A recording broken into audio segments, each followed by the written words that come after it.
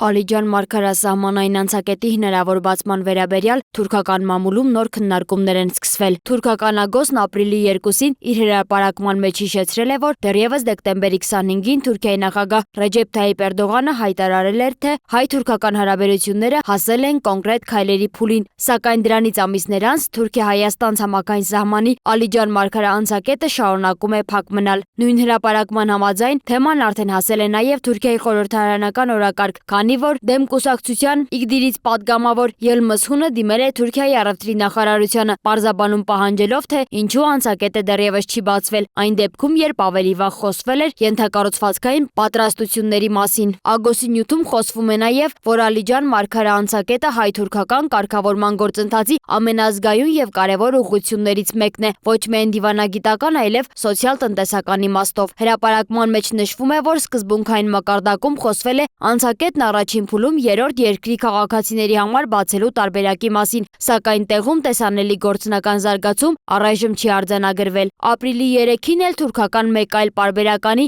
Մեդիա Գյունլուրում հրապարակված նյութում թեման արդեն ներկայացվել է ավելի լայն տարածաշրջանային եւ տնտեսական դիտանկյունից։ Պարբերականը գրում է, որ Հայաստանի եւ Թուրքիայի միջև այժմ Վրաստանի տարածքով իրականացվող անուղղակի առևտրի ծավալը գնահատվում է մոտ 300-ից 350 միլիոն դոլար եւ սահմանի բացման դեպքում այդ ցուցանիշը կարող է զգալիորեն աճել։ Նույն հրապարակման մեջ նշվում է, որ սահմանի բացումը կարող է առևտրաշրջանառությունը հասցնել մինչև 1 միլիարդ դոլարի, նաեւ նպաստել լոգիստիկ եւ հաղորդակցային նոր կապերի ձևավորմանը։ Սակայն պարբերականը նաեւ ընդգծել է, որ գործընթացի ձգձգման պատճառները միայն տեխնիկական չեն, դրա պատճառներից մեկը տարածաշրջանային զարգացումներն են, մասնավորապես հրապարակման մեջ որպես գործոն նշվում է Իրանի շուրջ անվտանգային լարվածությունը, դրա հնարավոր ազդեցությունը նոր միգրացիոն հոսքերի եւ սահմանային ռիսկերի վրա, նաեւ այն, որ տարածաշրջանային ընդհանուր անկայունությունն ազդել է հայ-թուրքական սահմանային անցակետի բացման օրակարգի ժամանակացույցի վրա։ Միևնույն ժամանակ, ըստ նույն հրապարակման, չնայած այդ ուշացումներին, կողմերի միջև շփումներ եւ դրական տրամադրվածությունը պահպանվում են։ Ավելի վաղ նույն թեմային անդրադարձել էր նաև Իգդիր նահանգում լույս տեսող Yeşil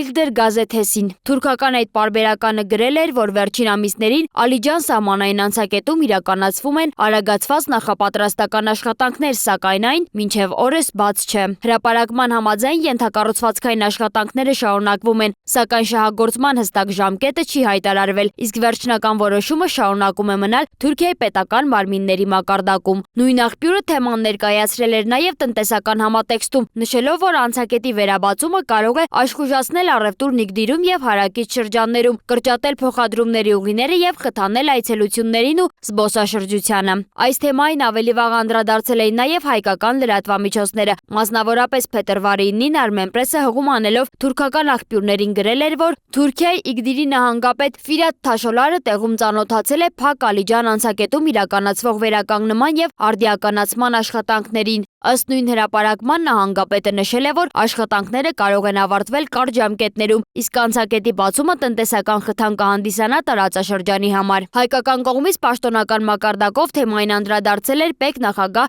Էդուարդ Հակոբյանը։ Փետրվարի 10-ին նա ևս մեկ անգամ հաստատել էր, որ հայկական կողմը պատրաստ է ցանկացած պահին ամբողջությամբ ապահովել մարգարայի անցակետի աշխատանքը, երբ համապատասխան քաղաքական ազդակ տրվի։ Բարբերաբար այցեր են լինում եւ դրա մասին մենք բաց իրազեկում ենք հանրությանը։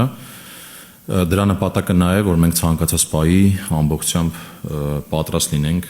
գործարկելու այդ կետը, եւ ես նշեմ, որ այդ ենթակառուցվածքը դեռ նախանցած տարի ըստ էության պատրաստվել է։ Մենք ամբողջությամբ վերազինված պատրաստ կետ ունենք եւ ունենք նաեւ ըստ անհրաժեշտության աշխատակիցների խումբ, ովքեր երբ որ լինի որոշում, որ պետք է այդ սահմանը բացվի, մենք այդ ծառայությունը մատուցենք։ Մինչ այդ էլ Հայաստանի հատուկ ներկայացուցիչ Ռուբեն Ռուբինյանը հունվարի 19-ին հայտարարել էր, որ Երևանը շարունակում է կողմ լինել հայ-թուրքական սահմանների բացմանը եւ դիվանագիտական հարաբերությունների հաստատմանը, որքան հնարավոր է շուտ, սակայն խուսափել էր որևէ վերջնաժամկետի հրապարակումից։ Հայաստան-Թուրքիա հարաբերությունների կարգավորման գործընթացը եւ Հայաստան-Ադրբեջան գործընթացը տարբեր գործընթացներ են, բայց բնականաբար, քանի որ նույն տարածաշրջանում են, կարող են փոխազդել միմյանց վրա եւ մենք կարծում ենք, որ Հայաստան-Թուրքիա կարգավորման գործընթացում առաջընթաց է, ոչ միայն չի վնասի Հայաստան-Ադրբեջան գործընթացին, այլ նաեւ կօգնի եւ նոր ազդակ կտա։ Բացի դա,